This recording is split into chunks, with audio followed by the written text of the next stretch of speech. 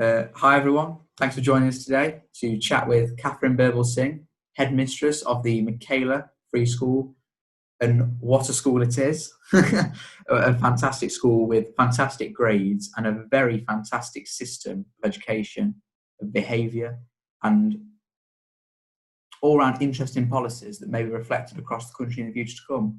Hello, Katherine. Hi. Thanks for having me. Nice to talk to you today. Absolute pleasure. And congratulations on the book, of course, because it's a very fantastic book. Thank you. So, getting straight into it, if we go back to 2010, where you first came to prominence at Conservative Party conference, education had been quite standard and very bleak for quite a while. It had been very standardised and there wasn't much freedom for schools, obviously. So do you think since then we've come a lot farther in progression of education, or do you think we've not changed that much? I think things have changed a lot since 2010. I mean, it's not that it was necessarily bleak. I'm not sure that's the word to use from before 2010, because I mean the assumption in what you're saying there is that without different types of schools kind of popping up, that I suppose you're meaning it's a bit kind of stagnant, and I think that's right, that things were a little bit more stagnant before. Having said that, academies were an Andrew Adonis idea from the Labour Party, and they had started in 2003. It's just that academies were very much for just poor areas, and you might have come along with a sponsor and then you would have poured more money into that school. And I do think that there has been a step change in terms of that kind of thinking, which was very much about, if a school's in trouble, what we need is to put loads of money into it. And if we put loads of money into it, then it'll be okay. And the position I always take in these things is, look, more money, I'm never going to turn it down.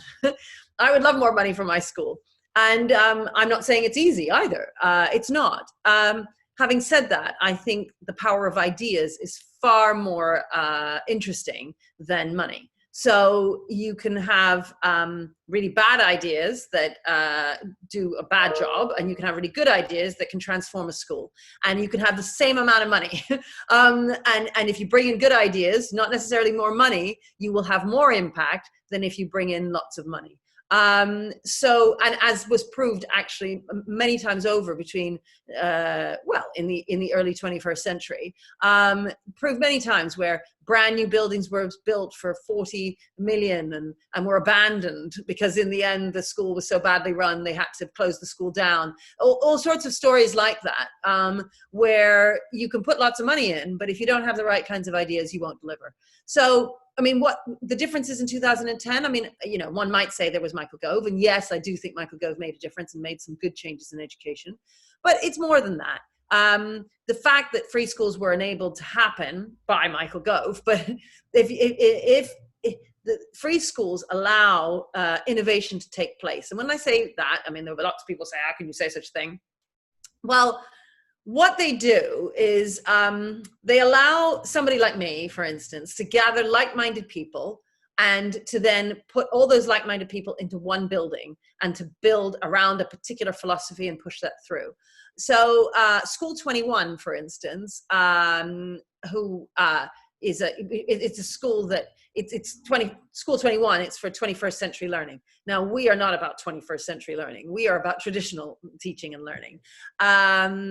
And we are really the exact opposite in many ways to School 21. But they are a free school, and they have a group of like-minded people all together in one school, giving the community what they believe is right for education.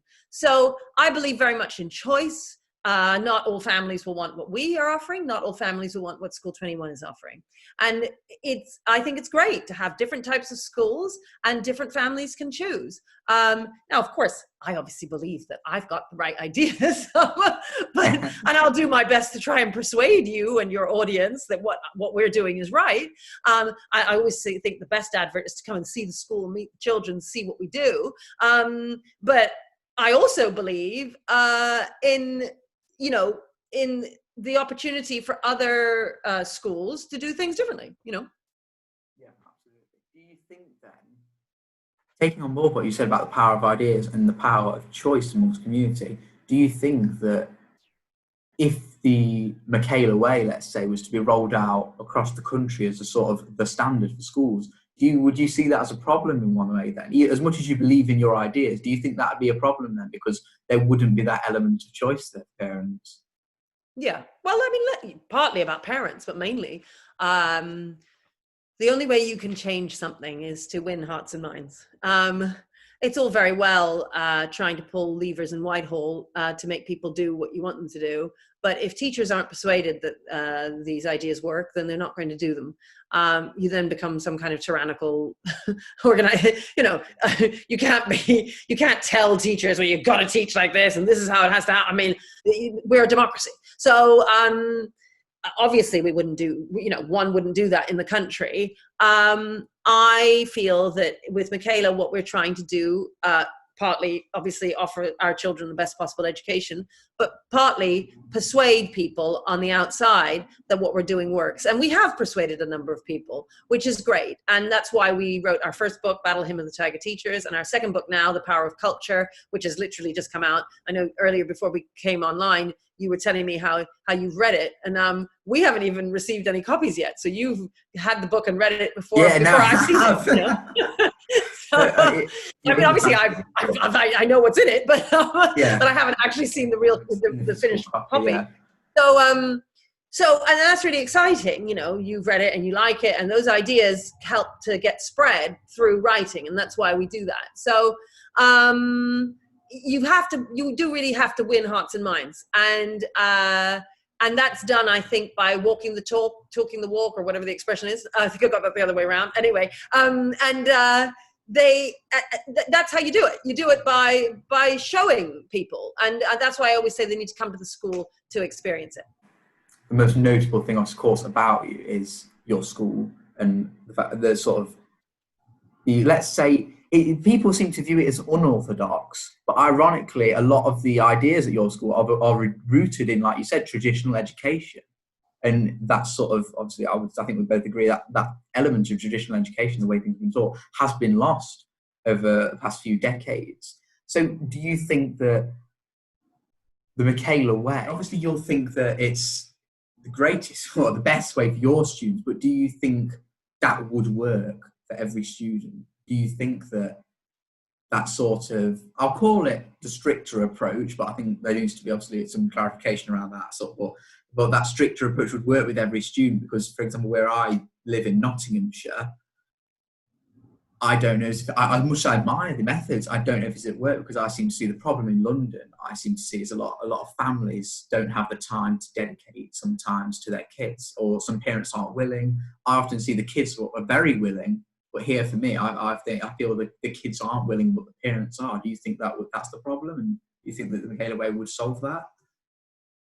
Well, I'm not sure the children and families are any different in Nottingham than they are in London. I mean, if you want difficult families, then come and visit our school. I mean, I've got families who jump over the counter and attack our staff. I've got families I've had to call the police on. I've got families who come in and stolen the phone of some of the office staff. I mean, I could tell you a million and one stories of challenging families. So, in fact, that's when it works the best, because children who come from chaotic homes do really well when they find structure and order in their school. Teachers from around the world come and visit us, and we get, up to 10 visitors a day. I mean, we get a lot of people in. When we counted up, it's something like 600 visitors per year. And most of those visitors are teachers. And they're from around the world, mainly in this country, but all over America, Canada, Australia, I don't know, everywhere. And they're always amazed. The thing they always struck by is, gosh, how come these children are so well behaved? And these children are all coming from difficult, well, not all of them. Some of them are just from inner city homes, but some of them are from really challenging inner city homes. And we're a typical inner city school. Boys wait outside our school with with knives waiting for our boys. They come with masks. Nowadays, masks don't seem that out of the ordinary, but I can tell you that when they were wearing masks before, that was very unusual, and they come on bikes, they attack each other. I mean, all of my staff at the end of the day are out and about in the streets to protect our kids and get them on buses. I mean, that's the kind of environment we're in. So they're by no means coming from these lovely, safe environment and families that, push prams in the park or whatever. I mean, that is not what's going on. So, we have that kind of background, in terms of the children, boys who might steal mopeds and all that sort of thing. But it works, and it works with them precisely because the children know where they stand. When they arrive in year 7, we spend a whole week with the year 7s teaching them how to behave the Michaela way. And we do that deliberately because they then know what they need to do. And we believe they have agency.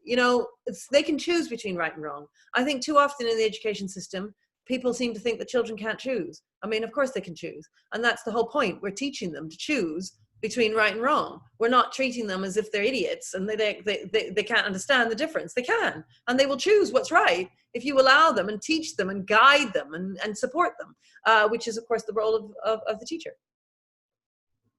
Do you think then that, like you say, these kids, they crave structure and you crave order? I know you're very big on that. You've spoken on numerous occasions about how children crave that and they perform best when they are in a structured and ordered environment. And obviously, I would agree that's probably very true. But some of the children at your school, obviously, like you said, have come from challenging backgrounds where that order and structure doesn't necessarily exist. Does that order and structure then become alien to them in one sense? Is it really challenging for them to adapt, or do you find that they adapt quite quickly because they crave it? Oh, I don't know. Different children, they all adapt. I mean, they're all fine. I mean, there's some children who end up in detention quite a lot and some children who don't. I mean, it's not a big deal. You get a half an hour detention. What do they do? I mean, they all get better. All the parents will tell you, whether their child was naughty or nice from the start, they'll all tell you that they're better at doing their homework, they're better at turning up on time, they're they're nicer people, they thank their parents for making them dinner and that sort of thing. They just become better because our standards are higher. If you set your standards here for a child, the child will rise to there. If you set your standards here, the child will rise to there. It's simple. It doesn't really matter what your background is, whether you're rich or poor or black or white. Children are children. Do you think then at the moment, I know you touch on the book, or you not say touch, you write quite a lot about the book on race. There's quite a lot on there about how race isn't at all a defining character for people, and how race especially, we'll move on to that soon, but about one of my favourite chapters is about how schools should be teaching dead old white men, effectively. And that's one of my favourite chapters in there. And I think the argument there is poignant. In fact, the argument, of course, was being that it gives them a sense of identity. It gives them that order and structure. So taking that on board, do you think that teaching those dead old white men does eliminate... Can I just say, they're dead white men. They're not old. No, very true. Sorry, yeah, I should. Yeah, I'm just saying old in the relative sense of that we're teaching Shakespeare. Obviously, that's 400 and 500 years ago. That's all I meant. I didn't mean in the old sense of actual age. No. Yeah, right. Okay, sorry, the dead white. We'll just refer the dead white men. But anyway, do you think that teaching them eliminates that temptation of gang culture, especially in London? Do you think it acts as an opposition to that, or does gang culture in London is it still very much a pull despite having this identity with Britain and its culture? Well, it's hard to say because I don't have another exactly the same school with exactly the same values and the same teaching that happens next door where we change one factor and we just don't teach dead white men to be able to compare. So I can't really say. But I do think that our culture at the school, that's what the book is about, the power of culture, is one where we talk very much about belonging to the country. I do think that one of the reasons why black boys get involved in gangs is perhaps because they didn't see so much of their fathers, They didn't have that sense of family at home. And because they didn't have that family, the gang gives them a family. Certainly at Michaela, we try and talk about family all the time. So we'll talk about the Michaela family. We act like a family where we belong to Britain. So we sing God Save the Queen, we sing I Vow to Thee My Country in Jerusalem. And we do that so that the children feel as if they belong. And I do think that when young boys join gangs, it's because they don't feel that they belong. Having said that, you know, we're in the inner city, so we're dealing with gang issues all of the time. Would we deal with fewer gang issues? Do we deal with fewer? I don't know, because as I say, I don't have the equivalent school next door, and where I can change one factor, or you know, it's hard to say. And you know, it depends on your intake, and we have a challenging intake. But I do think our children are very happy. I do think that I can tell you they're very happy. They're very secure. They're very resilient. One of the visitors always say, gosh, how come they're so ambitious and they're so resilient? And I think part of that comes from the solid foundation that they've got with us in feeling like they belong to their country. And I think that's important for anybody, whatever color you are, to feel as if you belong. Because when you don't, you're just a bit lost, really. Yeah, no, I agree, absolutely. I think that there definitely is at times an absence of family, not in the actual sense of genuine family, but an attachment to a school, to a nation, to an identity. If that isn't there, then kids, like you say, will crave order and the structure. And if they'll do anything to find that structure. And if that is a pull of a gang life, then one can only see that that's the option. They can only see potentially that's the option for them. Yeah, although I wouldn't just say it's about order and structure. It's about love. It's about feeling like you belong. It's a warm feeling. It's hard to put your finger on it. It's a warm feeling, and it's a sense of culture, which is very hard to describe. And we call our book The Power of Culture. And it is hard to say, this is precisely how you create this culture. Because, as I say, there's a warm, fuzzy feeling that happens when you feel like you belong somewhere. And when there's an absence of that warm, fuzzy feeling, you're going to seek that out elsewhere. Touching on that, I guess again, the dead white man idea. There's been a lot of debate at the moment, especially with the Black Lives Matter movement gaining international prominence again, that the British curriculum should be altered dramatically to include more Black and ethnic minority writers. Now, I have my own opinions on this, but I'd love to hear what you think on that. About do you think that changing the curriculum would actually enhance the education of all students, but obviously specifically I think it's targeted towards giving an identity towards Black and ethnic minority students? Well, it already does. I mean, that's the thing. So we can say all we like that that doesn't happen. That is already the case. You know, it is more than possible to read ethnic minority books on the curriculum. You know, I saw people campaigning in hairdressing that they should teach hairdressers how to deal with Afro hair, where, you know, i.e. you're only taught to deal with white hair. You're not, you're not taught to the differences in hair. I mean, this is just nonsense. Of course, hairdressing teaches you about different types of hair. So they're pretending that something is the case that isn't the case, for one. But two, I don't understand this idea that you can only identify with an author who is of the same race as you. I would say that the ideas that are in Shakespeare are universal, and that all people, whoever they are, feel jealousy and betrayal and disappointment and elation and all of these, ideas that he delves into the depths of the human soul and exposes them and does it very well. And if you don't allow minority children to access that, say in Shakespeare, because you're so convinced that they aren't able to identify with Shakespeare because Shakespeare was white, I do think that you are denying them what should be rightfully theirs. because Shakespeare's amazing. And so they should be able to access him. And not only is he, was he an extraordinary writer, but so many, roses smell as sweet and so on. All of these kinds of expressions that are out there. There's so much that refer to Shakespeare. And so I think it is every child's right. Now, some people would say, oh, but we're not saying they shouldn't study Shakespeare. They just need a whole variety. Well, they do have a variety at this moment in time. People feel uncomfortable about teaching, or can feel uncomfortable. I wouldn't say all people, but people can feel uncomfortable about teaching white authors to black children because they somehow feel that that's bad. But I don't think that an author's race means, has any impact. I don't understand it really. I don't understand.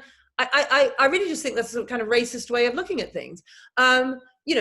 Chinese pupils, for instance, I have to say, while there are a number of ethnic minority writers on there, they tend to be more brown and black. They don't tend to be Chinese. Yet you don't hear the Chinese community saying, we're never going to be able to succeed unless we're reading lots of Chinese authors. And so I just don't understand the request. Now, and then people say, oh, but let's get Chinese authors on. Okay. So we were just getting lots of different, shall we get Malaysian ones too? Shall we get Thai ones and Japanese? I mean, at what point do we stop? And, it just becomes absurd. We're Britain. We should be reading lots of British authors. Now, some of those British authors you might decide might be black or white, fine. Although the thing about Dead White Men is that they have been around over time. So if you've just written something, I wrote a book called To Miss with Love, which was about the education system. I don't think it's as good as what Shakespeare wrote. And I could say, well, I'm a black author, therefore children will identify with what I've written about, and we should be teaching my book on the curriculum. But actually, I think Shakespeare is going to be a lot better for them, and I'd rather they read that. My book may not be around in 300 years' time. Shakespeare has existed over time, and that's why them being dead is important. Which is why I said, it's not about them being old. It's about them being dead, right? They've been dead for hundreds of years. Therefore, their writing has existed for years, and their ideas have existed for years. And that gives them more weight. Now, if there was a black author who we think, been dead for many years in that sense, well, fine, we could do that too. But it so happens that the history of the world is such that there wasn't that same opportunity for black people to be able to become authors and artists and musicians and so on in the way that there was that opportunity for white people. Yeah. And that doesn't mean there's anything wrong with black people. It's just the way history is rolled out, and in 300 years, it'll be different. It'll be different then in 300 years. Probably will be a lot of prominent, famous black and ethnic minority writers who have written masterpieces, and they will get paid their due respect, rightly so. Yeah. On that and it's important, like Maya Angelou, she is Maya Angelou, who's an African-American author. She is who she is thanks to Shakespeare. She's very vocal about the fact that she fell in love with Shakespeare. All of the great authors, black authors, will all talk about Shakespeare. So it's important, if we're ever going to make sure that we do have those amazing black authors, we need to make sure that they access the best that has been thought and said. And that, for the most part, is through Dead White Men. Yeah. What a fantastic way to put it. Do you think, though, that, writers, I like to pick out Mallory Blackman, who is a fantastic writer. I've read a lot of her work. She's a fantastic writer. But because she touches on a lot of modern issues like abortion and crime and gangs, is the issue, though, that with touching on those issues, then a lot of black students potentially may find that, obviously it's not just black students that get pulled to those things, I'm not suggesting that one bit, it's just that in inner city London, it tends to be a lot of black boys get pulled towards crime, sadly. Therefore, do you think her writing about that reinforces that stereotype in a sense? And especially if we're to teach that on a curriculum, would that reinforce it in potentially a black child's mind? Well, I mean, we have Mallory Blackman in the library, and we have a whole variety of different authors in the library that we encourage the children to read.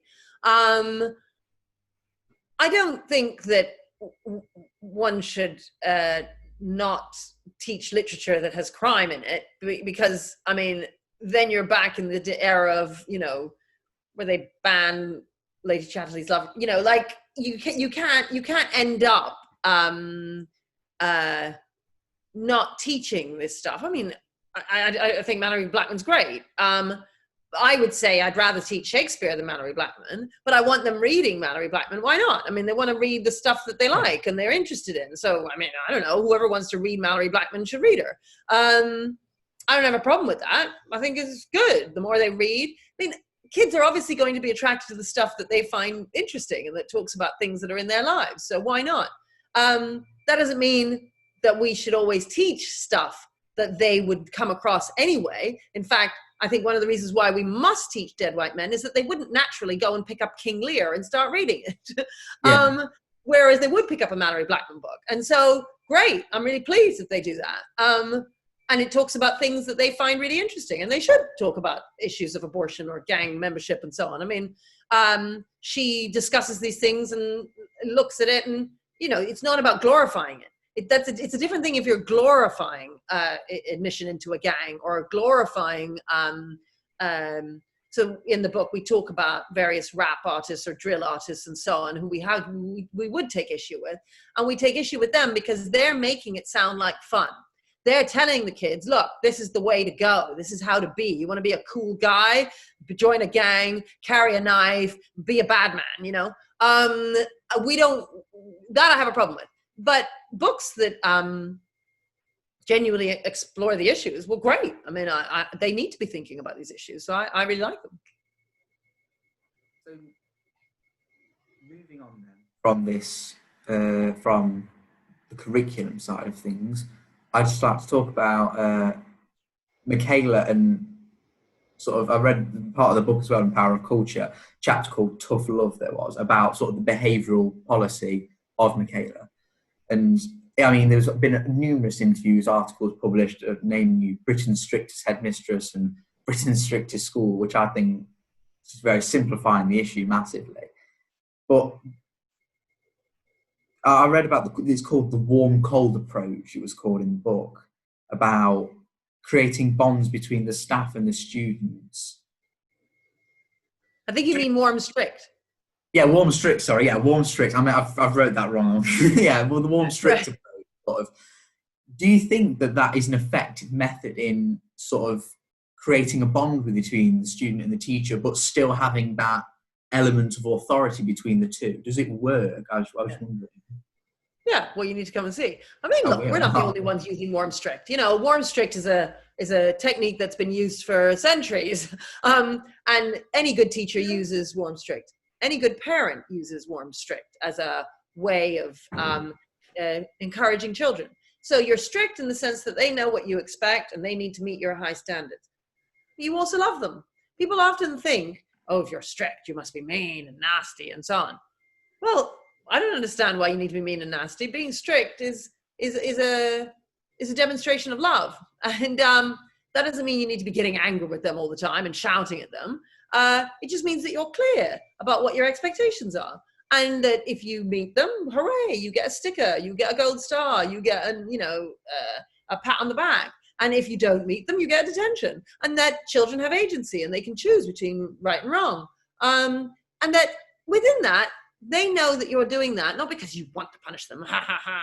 I mean, I've always thought that's a bit weird, this idea that, you have these sadistic teachers who are just they're so angry, they're going to put you in a 30-minute detention. Punish the children.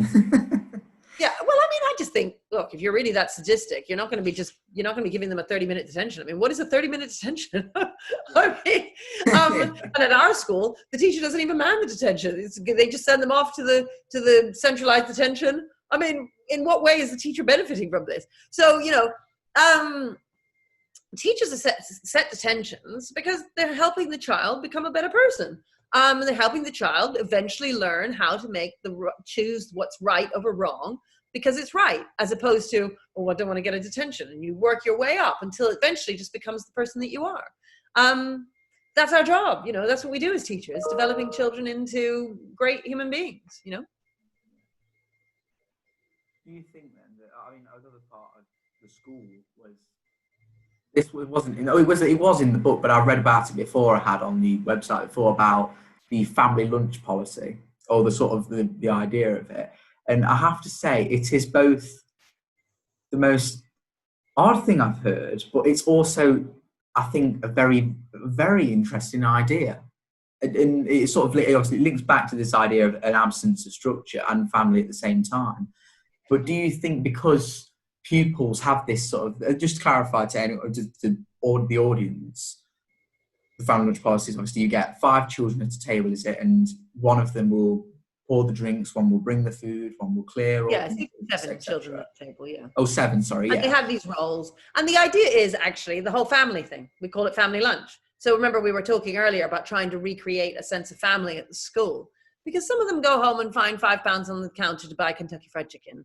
Or there's no sense if they are at home and they're eating, everybody's just eating in their bedroom, or they're sat in front of the TV. There's no sitting around the dinner table and sharing together. So we just tried to create this family atmosphere where they're serving each other food, and they then have a topic for conversation, and they sit around, and essentially they're developing the kind of soft skills that many people, I think, take for granted. Being able to look somebody in the eye, being able to cut your food and talk at the same time, cleaning up after each other, not just leaving it there for somebody to move instead of you, having they have a meal and then they have a dessert, and there's cutlery and all of this. When many of our year 7s come, we have to teach them how to use a knife and fork because some of them just have no idea how.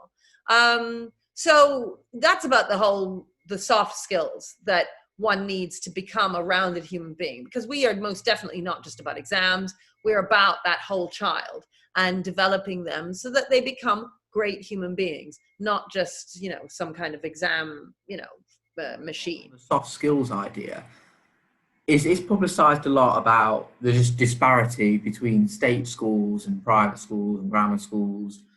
Do you think that the introduction of policies like the family lunch policy will help bring sort of maybe disadvantaged kids sort of on that soft skill level towards private school students who often have tutoring in these sorts of things, and they're taught these skills in school, how to have conversational skills, how to chat and things like that in a more colloquial manner? Do you think? Well, I'm not sure they do have that in private schools. They don't have lessons. It is just normal for them because their homes are very different. So they do have the dinner table every night where their parents talk about the politics of the day, where their mum recommends a book that they should read and their sister's also reading some other book, and their uncle comes for dinner and he happens to be a banker, and their aunt happens to be a doctor, and they have certain conversations. And this is happening all the time around them. Whereas many of our children, maybe nobody speaks to them at all. They go home to homes where there are perhaps lots of siblings, there isn't much room, they're just trying to find a place to be able to do their homework. It's a very different scenario. Perhaps their parents don't speak English. If they do speak English, they may not really read very much themselves. So they're not having the same level of conversation. So it's not that the children at private school are getting tutoring in this. It's just that by virtue of just being who they are, they're hugely advantaged. So we're trying to catch our children up to that. Now, I don't know if we'll ever catch them up, but we're certainly getting far. We're doing well in terms of trying to do that. But obviously our children just get that when they're at school. When they're at home, it's a very different thing. Do you think the government should intervene more in, sounds very authoritarian, but do you think the government should intervene more in family life to try and coax families into this environment? Or do you think it should just be left to the family to sort of decide as a unit what's best? Yeah, I think you made a good point when you said it sounds very authoritarian. Hence why I made the point. Are you really going to go into people's homes and force them to read to their children? Are you going to force them to talk to their children? How are you going to police this? I just think that's bizarre and weird and quite scary. I think people need to be left to bring up the children as they like. I mean, you can always try and inspire them. You can give talks and hope they come along, and as I do at school, and try and get the parents in and give them advice about how to be a better parent and so on. But I can't go into their houses and make them be any different. And it's just sort of luck of the draw when you're born, whether or not you have a parent who's able to give you the kind of support that will make you successful or not. And I know a lot of people then feel, well, that, as you were just saying, I mean, it's funny because, I suppose you would identify as a conservative, but that tends to be a desire of the left, which is much more about controlling the family and controlling what children, to equalize. They feel it's unfair that some children get a good deal and some children don't get such a good deal. And I don't feel it's fair either. I agree with them. That's why I think we must do our utmost at school to try and give those kids who haven't got that unfair advantage to be able to catch up. I want to give them that equality of opportunity. But they, it's a hard slog, especially when some families are not supportive of that and don't get that. But I don't think there's anything else you can do. I mean, all you can do is give them a chance. And some of those kids grab it and manage to really change their stars, and some of them don't. And well, that's life, I mean, I don't really know what else you can do without being quite scary and authoritarian, as you say, about it. Do you think that the media have created a portrayal of what family life should and shouldn't be? Do you think that sort of demonizes certain groups in society? You think their portrayal of potentially a perfect family life, or you should be doing, scientists say you should be doing this, scientists say you should be doing that, and do you think that puts a lot of pressure on parents? No, I don't think the media is ever critical of the family, ever. They constantly criticize schools, they criticize teachers, they never criticize families. Do you think when they bring statistics up about families should be doing this with their children, do you think some children or some parents feel pressure to do that? I mean, and maybe it's not more the mainstream media that's doing that, like newspapers and television. That maybe more social media is pressurizing people more. But do you think it puts pressure on parents? Well, I don't think it exists. I only wish it did. I don't think it exists at all. I don't think families are held to a very high standard at all by society. I think many of us have children, and so many of us just think, gosh, it's really hard, and we don't expect much. And we allow people to not deliver as much as they could for their children. Now, I'm not saying it's not hard. It's really hard being a parent. And I'm not saying, families don't try. But I do think some children are really left out in the cold, and my heart breaks for them. And I think that's because there isn't anywhere near enough societal pressure on people to be better parents. There isn't any sense of shame around it in a way that, say, 50 years ago there would have been, where people would have felt uncomfortable not being a certain kind of parent, because they would have thought, well, my friends are looking at me and my friends are going to think X, Y, and Z about me. I don't want to behave like that. Nowadays, kind of anything goes. And the reason why and the fact that anything goes means that a lot of children get lost through the cracks, and that upsets me greatly, because I see the end result and how much those children just want to be loved. They just need their parents' love, and too often it's not forthcoming. And I do find that is heartbreaking, really. In which case, I'd assume that you'd want to see maybe more societal pressure then, for the higher standard of the family to maybe a previous generation. Yeah, I do wish we could see that, because if it was just who we were as people, that we had these expectations of each other, and because it's not, many schools struggle with the lack of parental support. You have stories of fathers coming in and slashing people's tires. That hasn't happened at Michaela, but I'm just saying, you have all these stories of these terrible parents who are just behave so badly, and their children are having to grow up in that kind of environment. And yeah, it is something that we should shun as a society, but we don't. The Daily Mail will constantly be writing about how awful teachers are, but they rarely talk about how awful some families are. And they rarely say, because it's not, I don't even mean about particular individual families. I just mean about our general expectation about what a family should be doing. I think every family should be reading with their children as much as they can. I think every family should be helping their children with their homework and making sure it gets done. I think every family should turn up to parental evenings at school, for instance. I mean, there's so many families that don't turn up to parents' evenings at schools. And there's only one of them per year. I mean, I don't understand why you can't turn up once a year for your child, Do you think, obviously, there are a lot of people who would say that, oh, you're putting unrealistic expectations on parents. And I agree with you wholly. I think that we really need to recreate whatever we can of past family life. But do you think then those people who are saying that you're putting too much pressure on parents or that you have unrealistic expectations, do you think that they themselves are being less critical of the family unit on the basis that they feel scared to criticize the family unit? Do you think people are fearful of doing it sometimes? Yeah, for lots of reasons. So judgment is something that we see as being bad, making a judgment. And I see it as something good. I think we need to make judgments every day. It's how we survive.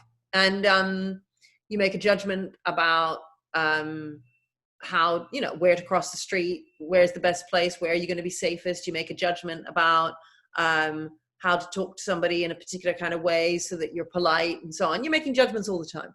And judging people is a good thing. Having standards, and that doesn't mean you necessarily even meet the standards yourself. It's okay. You can still make the judgment. The standards are there. You're doing your best to meet those standards all the time. Sometimes you meet them, sometimes you don't. And you hold everybody else to those same high standards. But because people feel uncomfortable that they themselves haven't met those standards sometimes, they then don't want to judge other people.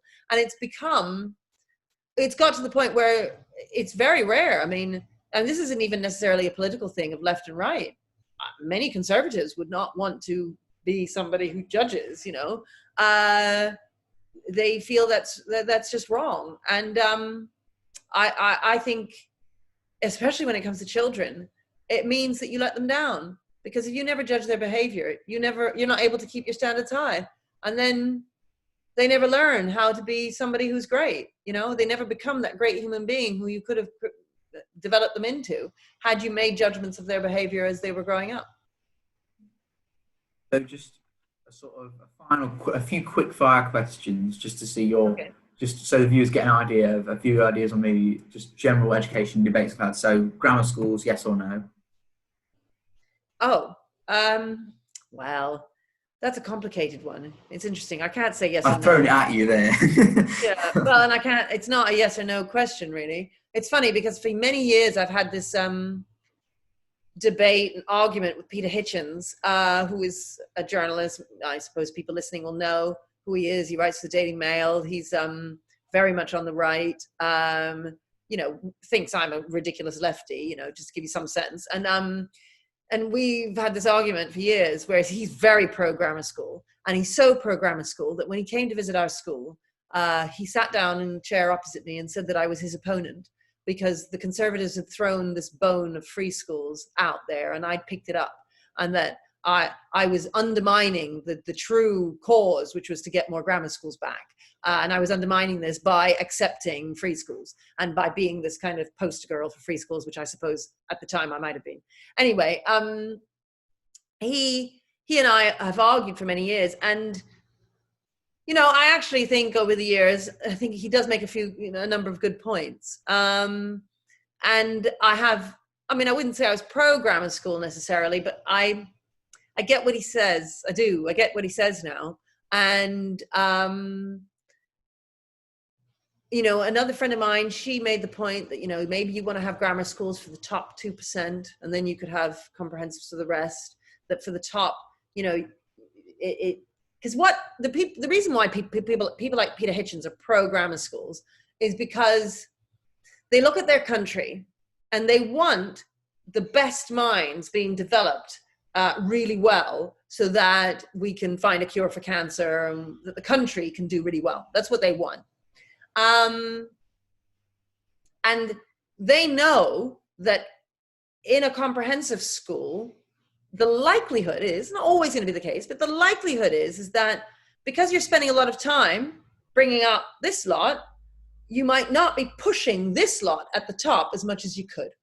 Now, you know, that's because you only have a certain number of teachers, you only have a certain amount of time, there's only so much you can do. So, and if you have all of the ones at the top in one school, then there's a momentum that gathers there, and you'll be working at a certain kind of level, and they're all competing with each other and so on. So that's kind of what he's saying. Now, I don't know if the reality is actually that. That's the dream for the person who believes in grammar schools. The reality, I don't know. I mean, you know, do you have these great teachers and these great pupils in grammar schools? You know, staff of mine who went to grammar schools, who go and have been to visit their old grammar schools and so on, they come back and they say to me, well, actually, they're not as good as we are, is what they say. So, you know, it's a complicated question, and one that I would kind of need a whole hour podcast to go through to discuss. Explain. Fair enough, though. Yeah. As I was going to say, would you like to see more apprenticeships potentially in the future? Yeah, definitely. I mean, it's been mad the way the apprenticeships over many years have disappeared. It's very hard to find apprenticeships for kids. I suppose this happened over many years with the whole push of everybody needs to go to university. No, everybody doesn't need to go to university. It's okay. You know, obviously those who can get to university, we want them to go. Those who don't, well, that's okay. You can live a great life and be a plumber. In fact, you can lead a really rich life by being a plumber, and have a nice life. You know, you can find yourself, you know, a nice other half. You can have a nice family. You can do all sorts of things. I mean, I don't understand why. So absolutely, we should have more apprenticeships. You think that, since you said more apprenticeships, would you say that less people should go to university if we should have more apprenticeships, or would you say that the amount sort of now, just the approach we're taking now, is the right way? No. We don't have enough apprenticeships. And a number of people end up at universities where they're not really pursuing an academic, you know, study. They're just going there because they don't really know what else to do. And all of our schools are also under pressure to just get people into some kind of course, you know, and there isn't that much choice. You know, we need more apprenticeships. And final one, of course, would you see more Michaela across the country?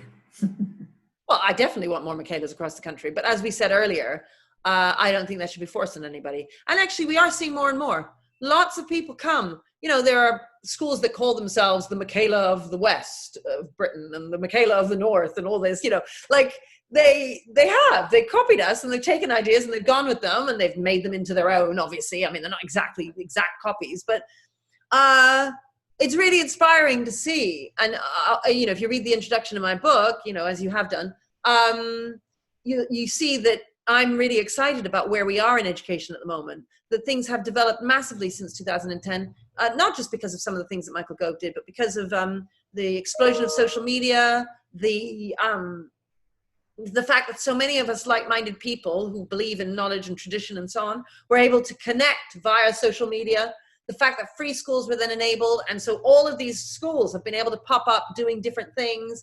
It's really exciting. And I think, you know, in 50, 60 years, we will look back to this time now and we will see it as having been revolutionary. And I'm really honored to be part of that revolution, because it's just a really exciting time in education. Fantastic, positive note, inspiring notes to end on there. Thank you, Katherine Birbalsingh, so much for this interview. It's been very enlightening. I'm sure our viewers will have enjoyed it as well. Thank you so much. Okay, thanks for having me. Thank you.